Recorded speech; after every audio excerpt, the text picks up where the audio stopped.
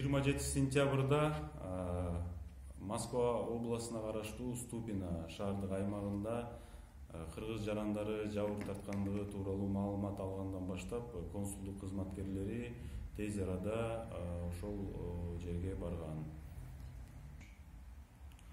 Кампада жалпы 160 адам иштеген.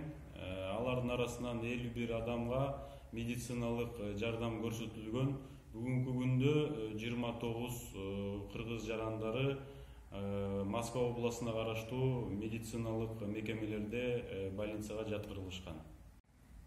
Кыргыз жарандарына жардам берүү боюнча консулдук кызматкерлер FM Logistic компаниясынын жетекчилиги менен өзүнчө сүйлөшүү жүргүзүп, жыйынтыгында биринчиси кыргыз жарандарынын жабыр тарткан жарандардын толук медициналык камсыздоо маселеси чечилди.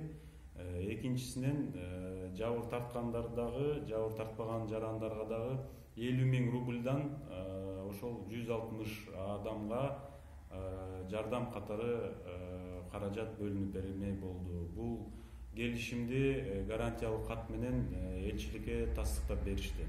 Тергөө иштеринин натыйжасында кече тергөө кызматы тарабынан 143 беренесинин негизинде, биринчи бөлүгүнүн негизинде этиятсыздык менен адамдын ден соолугуна оор зыян келтирген эмгектиги коргоонун талаптарын бузуу боюнча иш козголгон. Кыргыз жарандарыбыздын эмгек укуктарын камсыздоо максатында элчиликтин демилгеси менен эмгек инспекциясынын өкүлчүлүгү менен бирге иш алып барып жатабыз. Бүгүн элчиликтин 2 кызматкерлери жабыр тарткандар дагы, тартпагандар дагы жана аталган эмгек инспекциясынын өкүлдөрү менен бирге Россия Федерациясынын мыйзамдарынын негизинде анкетирование жүргүзүп, бардыгын тактап жатышат. Бул маселе Кыргыз Республикасынын өкмөтүнүн жана элчи Аликбек Жекшикуловдун өзгөчө көзөмөлдөө экендигин баса белгилейбиз.